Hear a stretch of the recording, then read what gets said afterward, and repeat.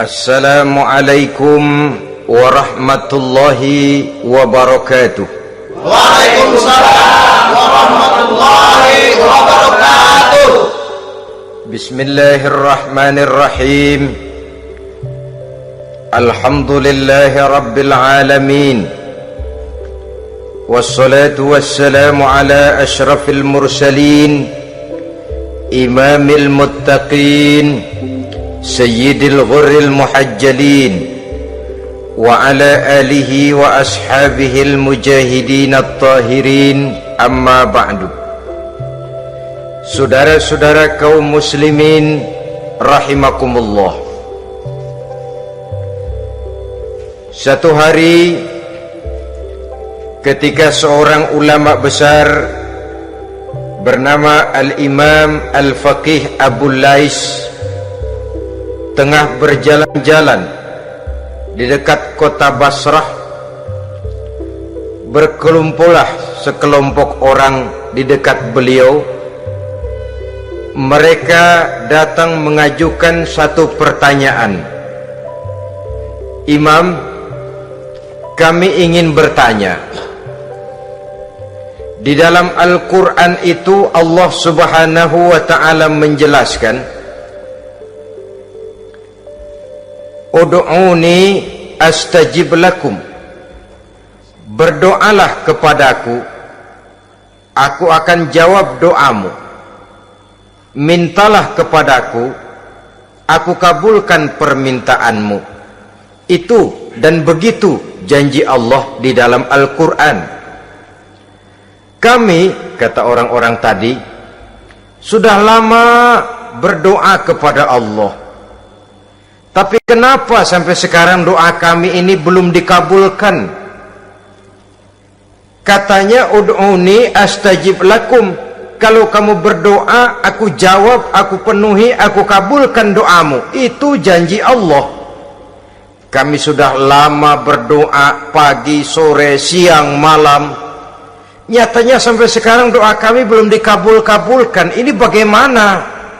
Apa ayat Quran salah? Apa Tuhan lagi lempengan nggak denger?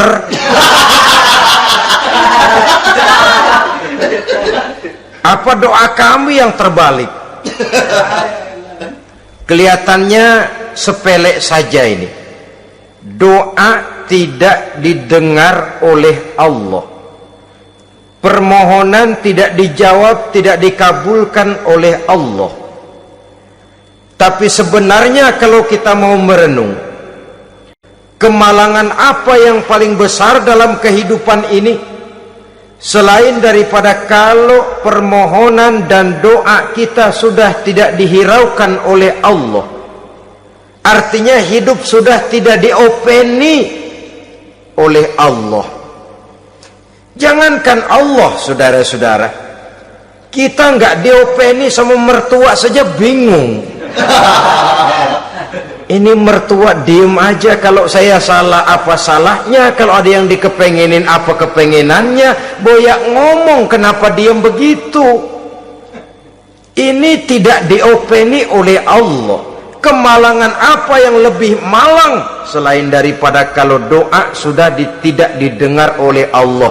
Itu sudah kemalangan yang paling malang, lebih malang dari kota Malang saya kira.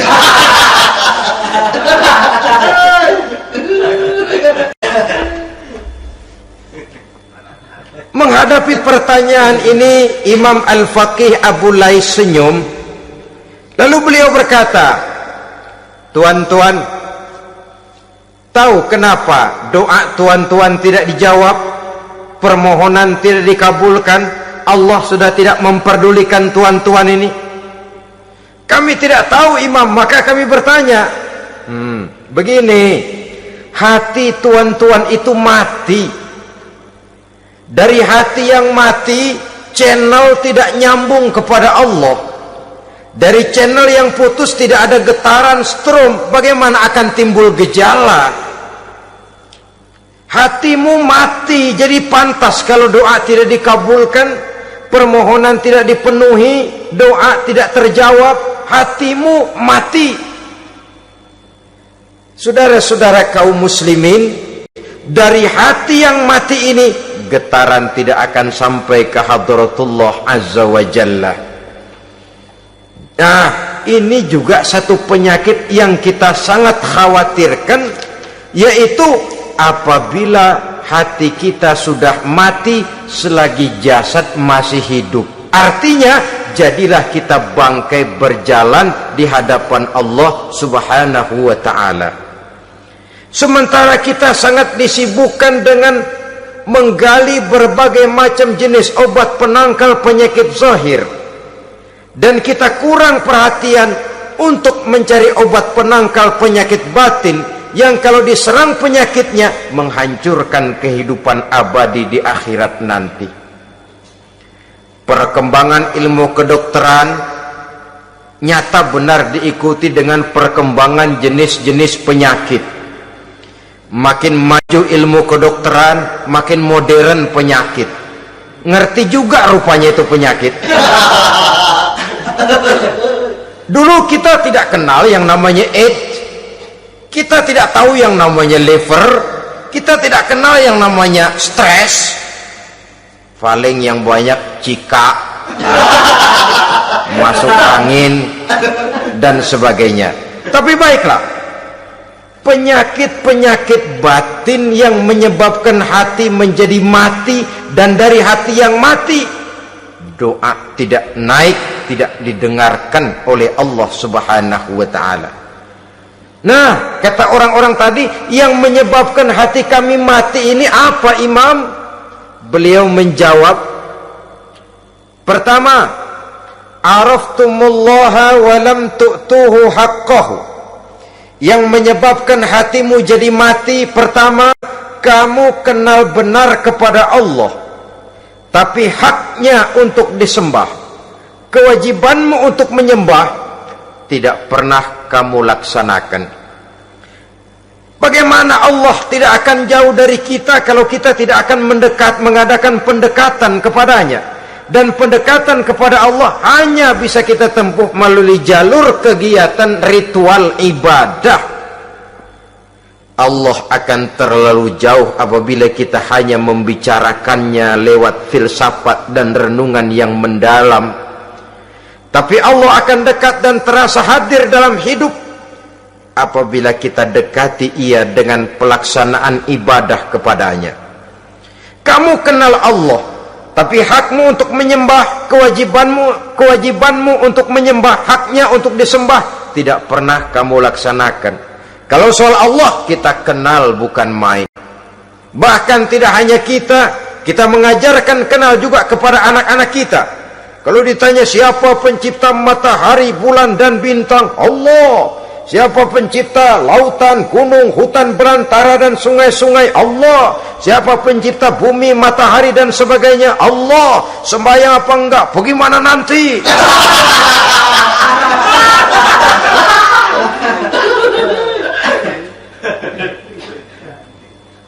Tanpa pendekatan Allah akan jauh. Apabila Allah jauh, maka doa tidak akan didengarkan olehnya. Oleh sebab itu, logika mengajarkan kepada kita, berpayahlah dulu, wa man ladzatu illa ba'da ta'ab, inna ma'al usri yusra. Di balik kesulitan menunggu kemudahan. Nikmat baru akan terasa, kelezatan hidup baru akan terasa setelah kita jerih payah banting tulang peras keringat. Rasanya memang lebih nikmat sepotong singkong hasil cucuran keringat sendiri ketimbang roti dijejelin orang. Ini berarti kita ingin mohon pertolongan kepada Allah, sementara dengan Allah sendiri kita jauh. Sama saja dalam kehidupan kita analoginya, saudara-saudara. Orang tidak kenal kepada saudara, tahu-tahu jauh dari saudara, tahu-tahu datang mau minjem duit. Apa kesan saudara?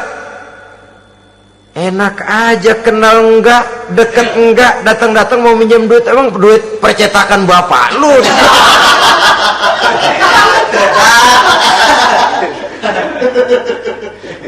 Sedangkan yang kita kenal, sedangkan yang kita bertemu tiap hari, Sedangkan yang sering datang ke tempat kita, kalau satu saat dia pinjam duit, toh kita kadang-kadang masih mikir. Apalagi datang nggak pernah, berkunjung nggak pernah, ngobrol nggak pernah, apalagi kenal juga nggak pernah, datang-datang mau minta. Macam apa? Datang nemuin Tuhan setahun 2 kali, Idul Fitri, doang Idul Adha. Doa cerewet banget, apa aja diminta. Saudara hadirin, bagaimana doa akan kabul, permohonan akan dijawab jikalau kita jauh dari Allah, kita kenal Allah, haknya untuk disembah, kewajibannya untuk menyembah, tidak pernah kita laksanakan. Itu yang menyebabkan hati kita lalu menjadi mati. Padahal mengenal Allah, setelah mengenalnya, mengadakan pendekatan kepadanya melalui ritual ibadah yang dicontohkan oleh Rasulullah Sallallahu Alaihi Wasallam. Ini hal pertama yang menyebabkan hati jadi mati. Kamu terlalu kenal Allah tapi tidak pernah menyembah kepadanya. Sama aja orang kerja kagak, habis bulan mau minta gaji, karena kita jitak kepalanya. Macam apa? Kerja enggak, tahu-tahu datang mau minta gaji. Kerja dulu yang baik, habis bulan baru enggak diminta pun memang sudah ada jatahnya. Ibadah dulu kita kepada Allah. Soal Allah memberikan karunia kepada kita, itu hak Allah. Apabila kita dekat dengannya, ibadah yang kita laksanakan benar, karunia itu akan datang kepada kita. Saudara-saudara, yang kedua yang menyebabkan hati jadi mati, qara'tumul Qur'an walam ta'malu bih. Kamu baca Al-Quran tapi ajarannya tidak pernah kamu amalkan. Kamu baca Quran tapi isinya kamu injak-injak. Sehingga ada peringatan dari Rasul Sallallahu Alaihi Wasallam. Beliau bersabda, "Iza azzamat ummatid dunya wa fi riwayatin dinaran wa dirhaman nuzi'at minha haibatul Islam. Wa iza turikatil amru bil ma'rufi wan nahyu 'anil munkari hurimat 'alaihim barakatul wahyi. Wa iza tasabat ummati saqatat min 'ainillah." 3 peringatan keras tapi yang merupakan gejala penyakit kita umat Islam diperingatkan oleh Nabi kita. Pertama, iza azzamat ummatid dunya. Apabila umatku telah terlalu mengagung-agungkan dunia, apabila umatku telah jatuh menjadi umat yang materialistis, segalanya diukur dari sudut keduniaan saja, nuzi'at minha haibatul Islam, maka akan dicabutlah dari mereka kehebatan agama Islam. Hilang kehebatan Islam apabila kita jatuh menjadi umat pengagung dunia, penyembah materi. Nilai kita, keberadaan kita tidak dihargai orang lain. Orang memandang kita remeh saja.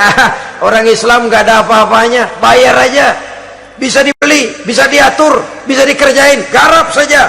Nuzi'at minha haibatul Islam, hilang dari mereka kehebatan Islam ini. Kenapa? Mereka telah mengagungkan dunia dan menjadikannya sebagai tujuan. Padahal dunia cuma alat, materi cuma alat, harta cuma alat. Yang kedua, wa iza turikatil amru bil ma'rufi wan nahyu 'anil munkari hurimat 'alaihim barakatul wahyi. Apabila telah ditinggalkan amar ma'ruf dan nahi munkar, maka hilanglah keberkahan wahyu. Ini yang ada hubungannya dengan masalah kita. Kita baca Quran, kita tidak amalkan isinya. Bagaimana hati tidak jadi mati? Amar ma'ruf dan nahi munkar ditinggalkan orang, hilang keberkahan wahyu. Pada saat itu boleh jadi Quran ada, tapi cuma tinggal tulisan saja. Islam ada, cuma tinggal sekedar nama saja. Diseminarkan, disimposiumkan, dimuktamarkan, tapi tidak dijabarkan dalam kehidupan sehari-hari. Apabila amar ma'ruf dan nahi munkar telah ditinggalkan orang, hilang keberkahan Quran itu. Akibatnya apa? Apabila amar ma'ruf tidak lagi digalakkan orang, nahi munkar tidak dilaksanakan orang, lalu orang menilai sesuatu menurut seleranya sendiri. Mana yang ma'ruf, mana yang munkar, tidak ada lagi patokan utama. Kalau baik kata otaknya, dia kerjakan. Tidak baik menurut otaknya, dia tinggalkan. Agamanya adalah otak, berhalanya adalah akal. Akhirnya umat kehilangan pedoman. Tidak lagi jelas mana batas yang ma'ruf, mana batas yang munkar. Dalam kondisi sedemikian, akhirnya akan terjadi penjungkiran nilai. Paling celaka nantinya, yang ma'ruf malah dianggap munkar, yang munkar malah menjadi ma'ruf. Peringatan ketiga dari Nabi, wa iza tasabat ummati saqatat min ainillah. Apabila umatku sudah saling berbantahan, apabila umatku sudah saling caci memaki, saqatat min ainillah, jatuhlah mereka dalam pandangan Allah Subhanahu wa taala. Hilang wibawa umat yang sudah saling mencaci maki, saling menjatuhkan, saling gasak, gesek, gosok. Justru agama menganjurkan kita ini saling asah, asih, asuh. Kadang yang kita praktekkan, kita ini saling gasak. Yang kedua, saling gesek. Yang ketiga, saling gosok. Gasak, gesek, gosok. Kacau kita ini. Saling gasak, menjegal kawan seiring, menggunting dalam lipatan. Saling gosok, fitnah sana, fitnah sini. Saling gesek, sikut kiri, sikut kanan. Tidak peduli orang lain luka dan sebagainya. Yang penting dia bisa nangkring. Jatuh kita dalam pandangan Allah apabila umat sudah saling mencaci maki.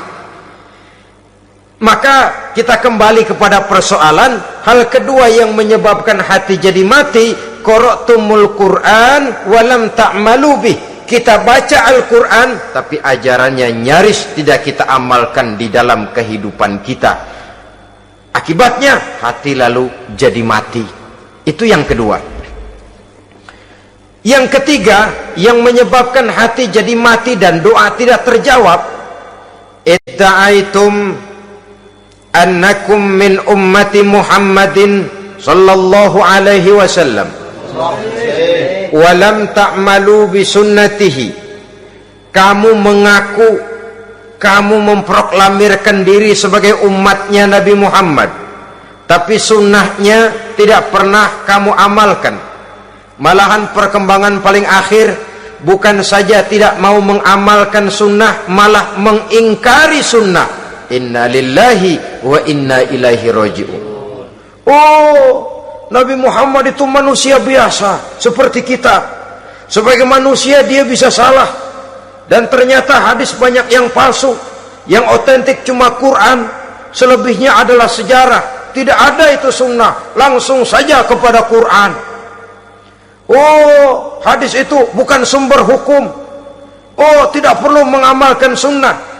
Saudara-saudara kaum muslimin, mengaku kita umat Nabi, tapi sunnahnya kita campakkan, tidak kita amalkan.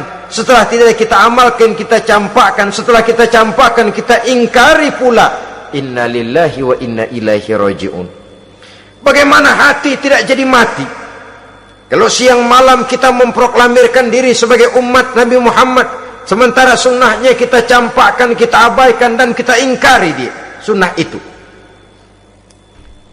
Padahal jikalau sekarang kita mengenal Islam, jikalau kita sekarang ngerti halal haram, tahu hak batil, bisa memilah dan memilih antara yang ma'ruf dengan yang munkar, itu utamanya adalah karena jasa Nabi Muhammad sallallahu alaihi wasallam. Yang dari generasi ke generasi dilanjutkan oleh para sahabat, oleh tabi'in, oleh tabi'it tabi'in, terus oleh para ulama-ulama sampai kepada kita sekarang ini. Walaupun beliau hanya berfungsi sebagai penyampai, tapi kepribadiannya dijadikan model oleh Allah Subhanahu wa taala di dalam kita melaksanakan kehidupan beragama.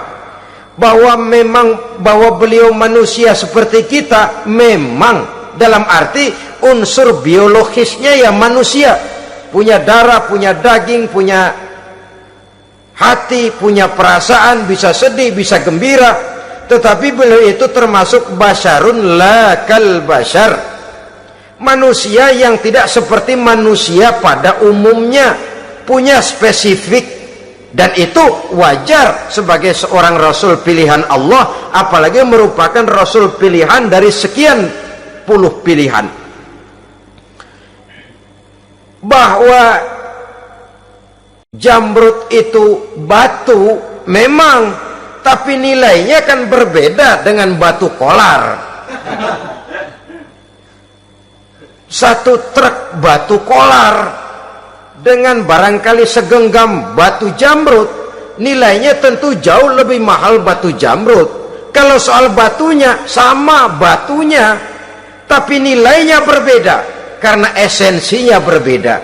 Kita manusia, Nabi Muhammad juga manusia, sama manusianya memang, tapi kualitasnya, nilainya tentu jauh panggang daripada api. Itu sebabnya Allah menjadikan beliau sebagai model. Laqad kana lakum fi rasulillahi uswatun hasanah. Di dalam diri Rasul itu terdapat contoh teladan yang sangat baik bagi kita. Oleh karenanya, pada pertemuan kali ini, apabila kita konsekuen mengaku umat Nabi Muhammad, marilah konsekuen juga menegakkan sunnahnya.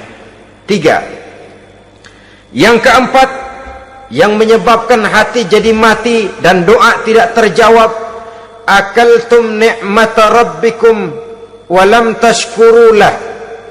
Tiap hari kamu makan nikmat Tuhanmu, tapi kamu tidak pernah mau bersyukur kepadanya, kepada Allah Subhanahu wa ta'ala. Nikmat Tuhan kita doyan banget, tidak pernah sehari dan sesaat pun terlepas diri dan hidup ini dari nikmat-nikmat yang diberikan Allah. Sejak kita bangun tidur sampai tidur kembali, bahkan tidur itu sendiri, di pasar, di sawah, di kantor, dimanapun kita berada, nggak pernah nikmat Allah berhenti. Hidup kita dalam alam diberikan segala fasilitas untuk menunjang kehidupan. Nggak pernah Allah pasang pajak matahari, nggak pernah Allah pasang pajak gas udara. Nikmat-nikmat yang banyak itu tiap hari kita kecap, tiap hari kita nikmati, tapi kita tidak pandai bersyukur.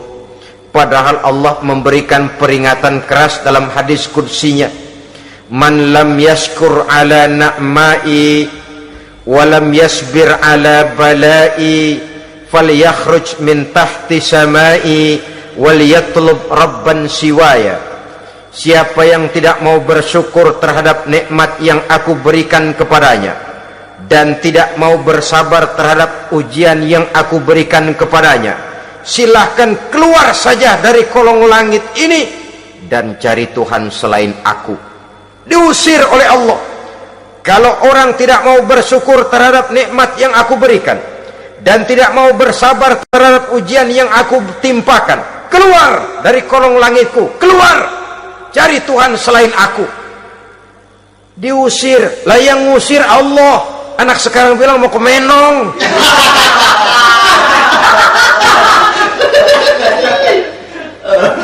Kalau diusir kita dari Jakarta, masih bisa pindah ke Bandung.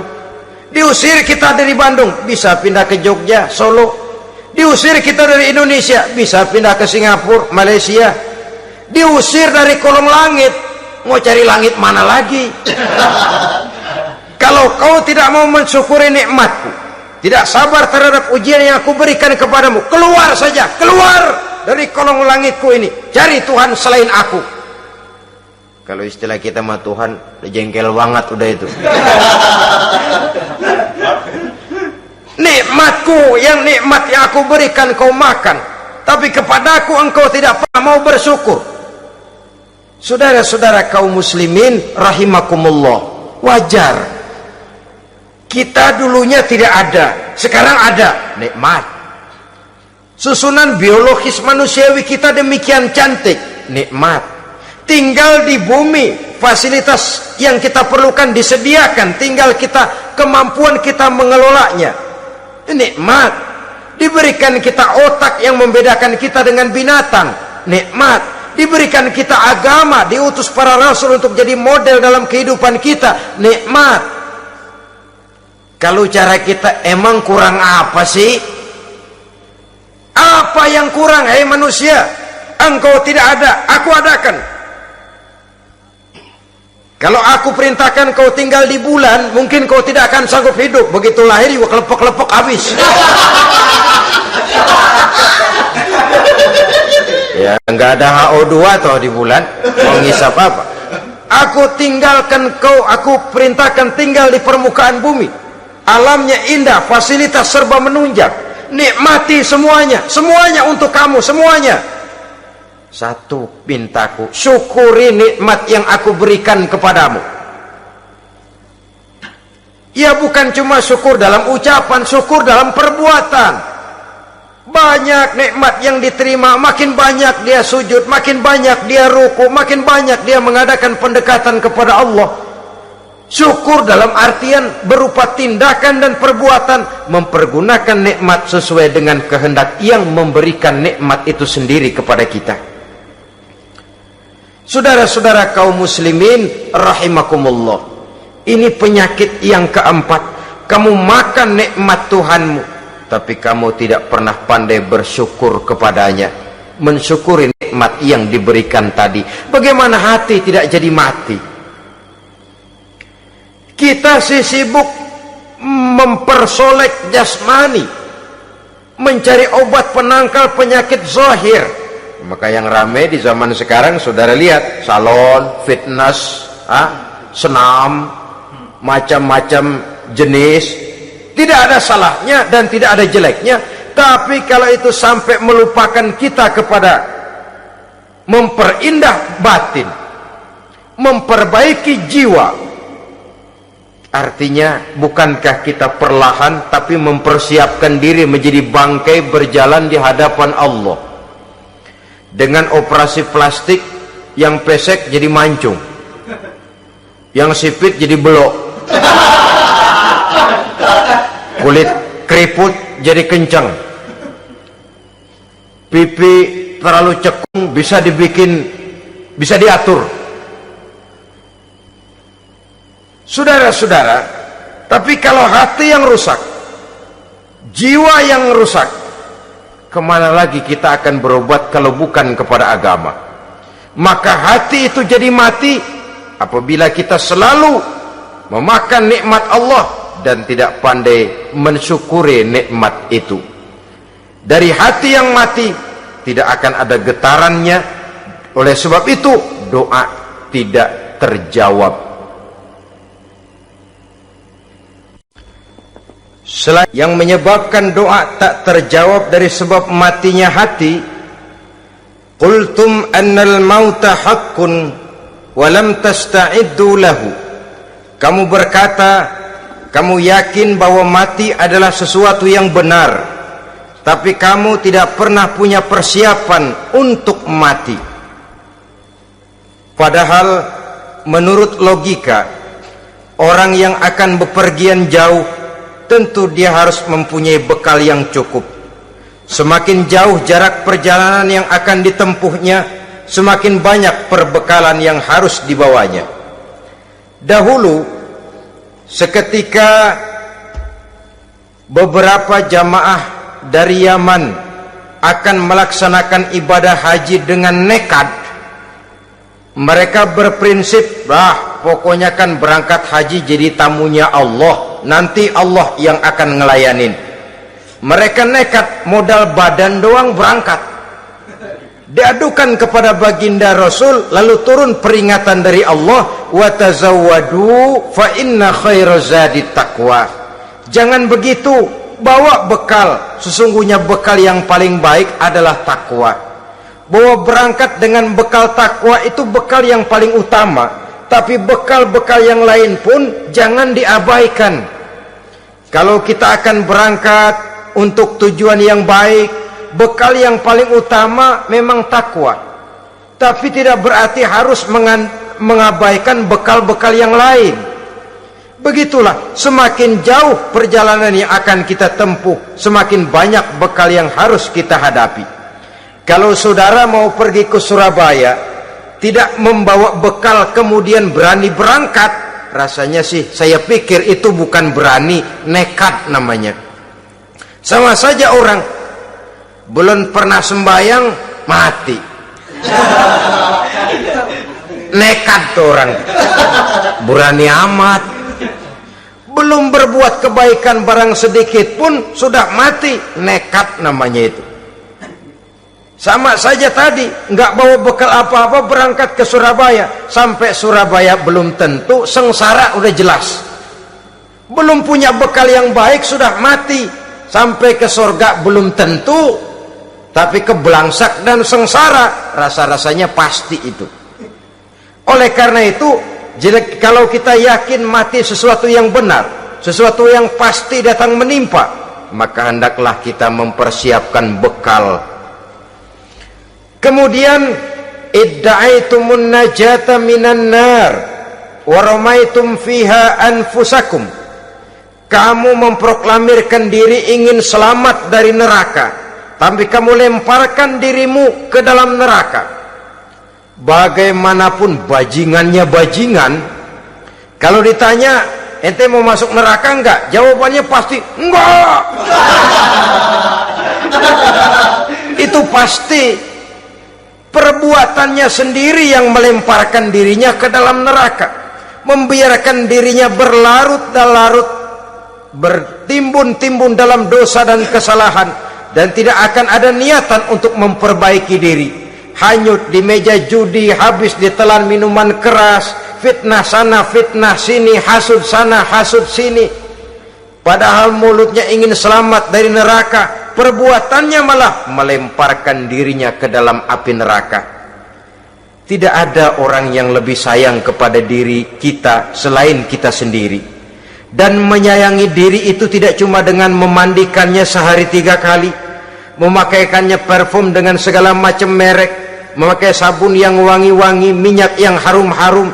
Lebih daripada itu, jaga dan sayangi diri. Jangan jatuhkan dia ke dalam perbuatan-perbuatan yang bisa menjerumuskan diri itu ke dalam neraka. Kemudian disambung oleh Imam Al-Faqih Abu Lais yang menyebabkan doa tidak terjawab karena hati mati. Idda'aitum dukhulal jannah walam ta'malu laha. Kamu ingin masuk surga, tapi kamu berat mengamalkan perbuatan yang bisa menyampaikan kamu ke surga. Semua kita kalau ditanya mau masuk surga, mau. Tapi jarang yang berlomba melakukan perbuatan-perbuatan yang bisa menyampaikan kita ke surga. Kemudian yang terakhir kata Imam Al-Faqih Abu Lais, dafantum mautakum walam ta'tabiru laha. Kamu menguburkan orang yang mati di antara kamu, tapi kamu tidak bisa mengambil iktibar, tidak bisa mengambil pelajaran dari mayit yang jenazah yang kau kuburkan itu. Mestinya kan nguburin orang tuh membuat sadar. Iya, kalau sekarang dia saya baringkan di liang lahat, menghadap ke arah kiblat, bantalnya tanah, setelah itu ditutup dengan papan, lalu ditimbun dengan tanah. Iya, sekarang giliran dia, giliran saya, entah besok, lusa, bulan depan, tahun depan, tapi pasti mengubur mayat, mengubur jenazah, tapi tidak bisa mengambil iktibar dari yang dilaksanakannya itu. Ini merupakan penyakit-penyakit batin yang merupakan handicap, yang menimbulkan jarak antara kita dengan Allah Subhanahu wa ta'ala. Pantas kalau itu semua ada pada diri kita, hati jadi mati. Dari hati yang mati, doa tidak akan tembus. kita tidak lagi akan diperdulikan oleh Allah Subhanahu wa taala. Dan itu sekali lagi kemalangan yang terbesar dalam kehidupan kita. Bagaimana jalan keluarnya? Pertama, memperbaiki batin kita, menyelamatkan diri daripada penyakit-penyakit yang bisa mematikan hati seperti yang sudah saya sebutkan tadi. Yang kedua, berdoa dengan adab, sehingga tata cara di dalam kita bermohon kepada Allah Subhanahu wa taala dibicarakan secara khusus oleh Al-Imamul Ghazali dalam kitab Ihya beliau yang disebut adabud doa. Adab di dalam kita melaksanakan doa kepada Allah Subhanahu wa taala. Setelah batin ini bersih dari penyakit-penyakit hati yang bisa menyebabkan hati jadi mati, berdoalah kita kepada Allah. Bagaimana adabnya? Kata Imamul Ghazali rahimahullah, yang pertama, hendaklah ia di dalam berdoa itu memilih waktu yang mulia. Minal awqatis syarifah, kata beliau, memilih waktu-waktu yang punya nilai mulia. Ramadan dalam 1 tahun, Jumat dalam tiap minggu, sepertiga malam yang akhir pada setiap hari, waktu-waktu yang punya nilai mulia. Walaupun misalnya saudara berdoa pada hari Kamis, tidak ada halangannya Allah mau kabulkan. Ini tidak berarti bahwa kalau sudah berdoa hari Jumat lalu hari Kamis tidak mau berdoa, tidak. Lebih memilih mengintai waktu-waktu yang punya nilai mulia. Lailatul Qadar sekali dalam setahun, waktu-waktu yang punya nilai mulia. Logikanya begini, saudara-saudara, kalau kita datang ke rumah seseorang, tujuan utama kita minjem duit, yang paling pertama kita perhitungkan tanggal berapa nih? Kan itu toh, tanggal berapa? Kalau tanggal 20 atuh minjem duit, orang lagi ngap-ngapan, boro-boro dia bisa minjemin, dia sendiri mungkin lagi pusing. Kita lebih dulu kita amatin tanggal berapa nih, yang enak sore apa siang, jam 2. Jam 2 dia baru pulang dari kantor, tapi giliran tidur. Kalau dia tidur dibangunin datang mau minjem duit, kagak dimaki-maki sudah kebagusan deh.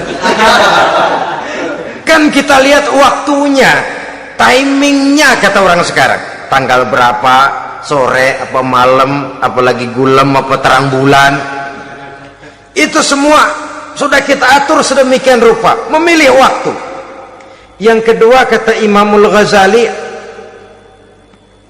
keadaan, memilih keadaan yang istimewa.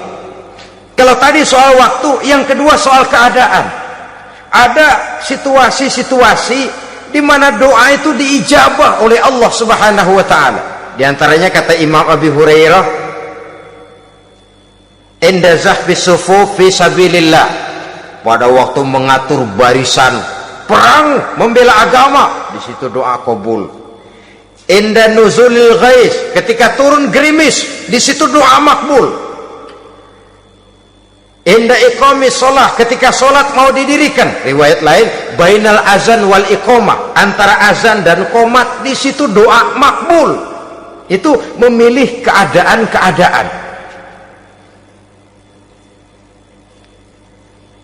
Kemudian yang ketiga, kata beliau, berdoa menghadap kiblat. Ya, apa kalau doa madhab mudik Tuhan gak tahu? Tahu. Tuhan gak dengar? Dengar. Cuma lebih etis.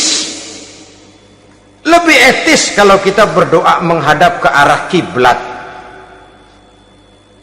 Saudara-saudara kaum muslimin rahimakumullah.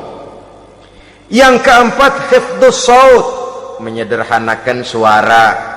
Tidak terlalu keras, juga tidak terdengar orang lain, apalagi kalau doa kita diaminkan oleh orang lain. Tidak usah terlalu keras. Kenapa? Karena Allah yang kita meminta kepadanya bukan zat yang tuli, bukan zat yang buta, bukan zat yang tidak dengar, bahkan dia maha dengar. Juga tidak terlalu seperti orang berbisik-bisik, apalagi kalau doanya doa bersama-sama. Tapi kadang-kadang terdorong oleh husnuzon dari para makmum saja, tidak peduli apa yang dibaca oleh imam, yang kedengaran cuma amin aja gerengan. Amin amin amin amin amin amin.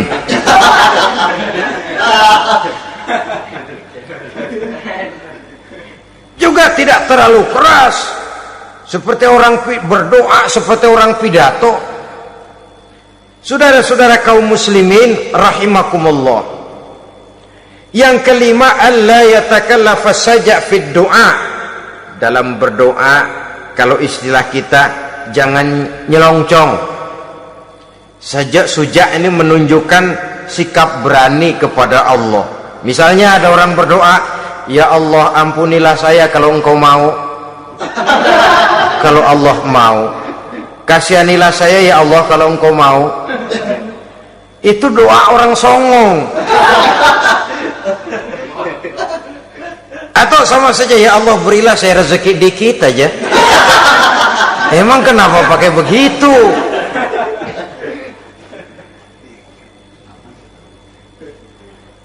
Allah yatakallafa saja fid doa. Yang keenam, kata Imamul Ghazali, at-tadarru' wal khusyu'. Dengan tadarru' dan khusyuk, dengan sikap tawadu, benar-benar ya seperti kita lah kalau datang memang menghajatkan pertolongan dari seseorang, segala action kita atur supaya hajat kita itu kabul, kan begitu. Kadang-kadang istilah orang kalau perlu ngesor mah ngesor dah, yang penting permintaan dikabulkan, gitu saja. Kita lihat sekarang ini, ramai orang bicara soal film-film Parno. Kelihatannya pendatang-pendatang baru, pokoknya asal bisa main dah, bugil ya bugil dah. Yang penting nyohor, bisa tampil. Walaupun dalinya semua sama, mula-mula cuma iseng.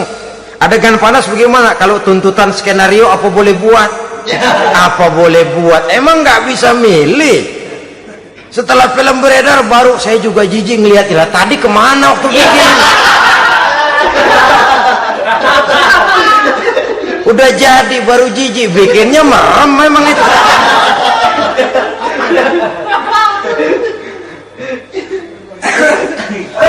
Tapi ada satu analogi, asal bisa main, asal bisa tampil di layar, apa saja jadi taruhan sudah. Bugil ya bugil dah, nggak soal dah, pokoknya bisa main, tampil, nyohor, masuk koran.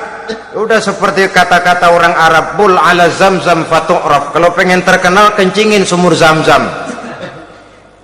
Artinya apa? Bikin yang aneh-aneh, yang orang nggak kerjain, kerjain, ntar ngetop. Yang ngetop lempengan jeleknya. Sumur Zamzam dikencingin, kan nyohor itu. Sedunia orang kenal.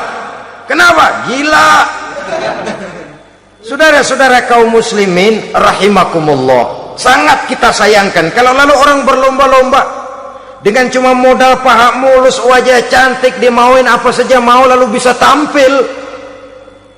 Akibatnya yang jadi korban adalah anak-anak kita, disuguhi tontonan-tontonan yang meracuni jiwa mereka.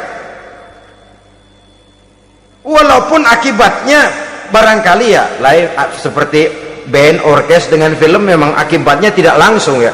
Kalau band orkes akibatnya langsung, dia bisa berantem di tempat lokasi. Film orang nonton tahu dia di tempat itu, bukan di tempat itu dia praktek, pulang jadi pikiran dia, tadi serem ya, ntar kalau ada kesempatan kita praktek. Ntar ngancemnya itu yang gak enak. Tapi yang saya analogkan dengan persoalan kita, tingkah pola artis apapun dilakukan asal bisa main.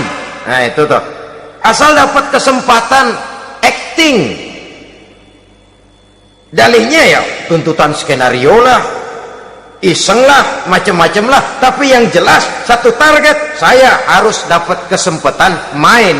Untuk sampai ke situ, cara apa saja harus saya tempuh. Tidak peduli harus menginjak-injak norma dan budaya bangsa yang luhur, tidak peduli harus bertentangan dengan kaidah agama, tidak peduli hasilnya meracuni umat masyarakat, terutama generasi muda. Yang penting kan ngetop. Saudara-saudara, baiklah ya, itu soal lain. Tapi soal kita ialah at-tadarru wal khusyu', bermohon kepada Allah dengan tadarru, khusyuk dan tawadhu. Seperti kalau kita mau bermohon kepada seseorang, kita malah merendahkan diri. Pak, saya memang orang gak mampu, Pak. Utang saya udah selebar kampung, Pak. Anak udah 16 seperempat. Apa saja kita meratap, menghibah, mengeluh, merintih, ujungnya kan yang penting gue minjem duit dapat dah. Apa kayak diomongin, pokoknya pulang bawa duit, itu saja. Itu strategi manusiawi. Kalau ini kita adakan konteks, oh iya, kepada Allah lebih lagi kita tadarru, khusyuk, tawadhu. Doa dengan tawadhu, sebab kita akan bermohon kepada yang serba maha. Menghadap ke arah kiblat, duduk bertafakur dengan khusyuk, tawadhu. Jangan doa sembari tolak pinggang.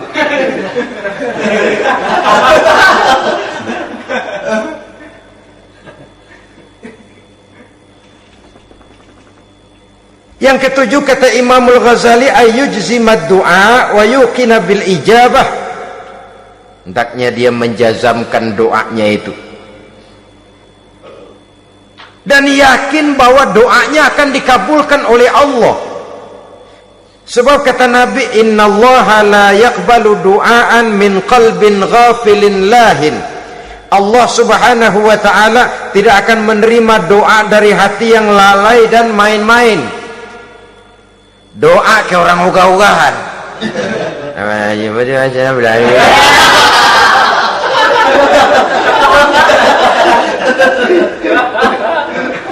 Kali malaikat nyongok dong, lu minta apa lu?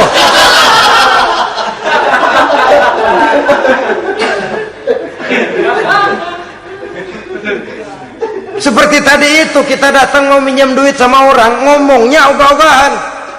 Minjem duit dikasih syukur enggak, ya udah. Ya enggak dah, enggak dikasih sudah. Kenapa? Mintanya begitu, enggak serius dan enggak yakin bahwa doanya akan dikabulkan. Kalau kita sudah punya keyakinan, jangan-jangan doa saya enggak diterima Allah. Enggak. Ana, kata Allah, ana inda zanni abdi bi. Aku sih bagaimana menurut sangka hambaku kepadaku saja. Kalau sangkanya baik, aku baik. Kalau sangkanya doanya dikabulkan, aku kabulkan. So itu doa harus dengan pasti dan harus dengan yakin doa itu akan dikabulkan dan meluruskan harapan, membenarkan cita-cita, meluruskan maksud apabila doa itu dikabulkan oleh Allah Subhanahu wa ta'ala. Saudara-saudara, oleh karenanya jangan doa setengah hati. Jangan berdoa sambil main-main. Apalagi menghadap kiblat dengan dua tangan terangkat sebagaimana dicontohkan oleh Rasulullah sallallahu alaihi wasallam. Bahwa berdoa tanpa mengangkat kedua tangan pun Allah tahu, Allah dengar, tapi kelihatannya kurang serius. Seolah-olah terserah dah Tuhan, mau dikasih ya kasih, enggak ya udah. Seolah-olah kita tidak serius dalam berdoa. Kemudian yang berikutnya, kata Imamul Ghazali, ayyaftatahad du'a bi zikrillah fala yabda'u bi su'al. Hendaknya dia mulai berdoa itu dengan menyebut nama Allah, berzikir kepada Allah. Fala yabda'u bi su'al, jangan langsung memulai dengan permintaan. Ini tata krama etisnya. Sama juga orang kirim surat, salam sejahtera kami haturkan, padahal mah nggak ada itu juga nggak apa-apa. Itu kan maksud mukaddimah saja. Besar harapan kami semoga Bapak dan sekeluarga di sini pun berada dalam keadaan sehat walafiat. Selanjutnya kami telah dengar dari berbagai teman tentang kedermawanan Bapak, tentang bantuan Bapak di berbagai bidang yang menyangkut sosial pendidikan. Sehubungan dengan itu maka kami bermaksud mengajukan permohonan. Baru masuk itu mah 15 kalimat kesonoin, urusan lain. Intinya sehubungan dengan itu kami bermaksud memohon kepada Bapak. Kita mulai. Salam sejahtera kami haturkan, bersama ini pula kami macam-macam lah. Sama juga seperti tadi itu. Kita datang mau minjem duit. Datang karena kita tahu datang habis bulan. Malam terang bulan. Udaranya sejuk. Ngobrol lah kita, dapat teh. Apa kabar Pak? Baik. Aduh Bapak sih untung dah Pak, kayak pemurah lagi. Saya tahu Bapak banyak nyumbang di mana-mana. Di Angon aja tuh orang di Angon.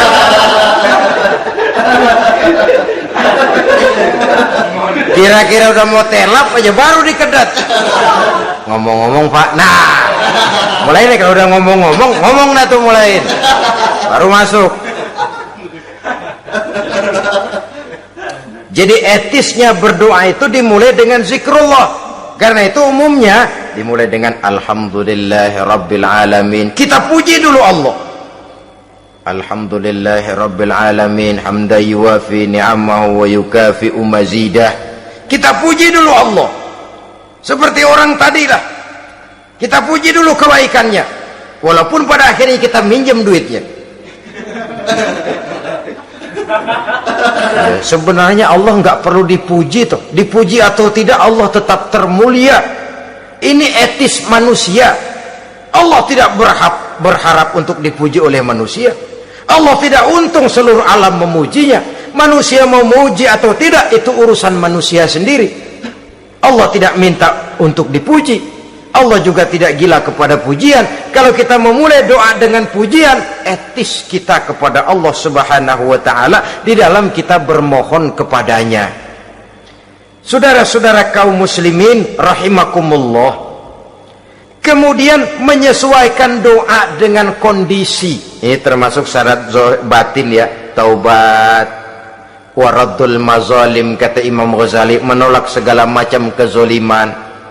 Artinya kalau berdoa tuh tahu diri. Kalau gaji kita sebulan 700 atau 800 900 ribu, berdoa minta rezeki 1 juta, itu tahu diri namanya. Kan cuman kurang 100 ribu. Ya, kalau kerja kagak minta gajian 1 juta. Pengen doa dikabulkan, rasanya secara etis nggak tahu diri orang berdoa seperti itu. Orang datang mau minta duit, mau pinjam duit kepada kita, kan kita lihat kira-kira mampu ngembaliin nggak nih orang. Kita lihat, kita evaluasi kemungkinannya. Lalu si yang minjem tentu tahu diri. Kalau memang kekuatannya ngembaliin tidak seperti kekuatannya mulangin, hendaknya dia timbang rasa. Begitu juga kepada kita etisnya kepada Allah Subhanahu wa ta'ala.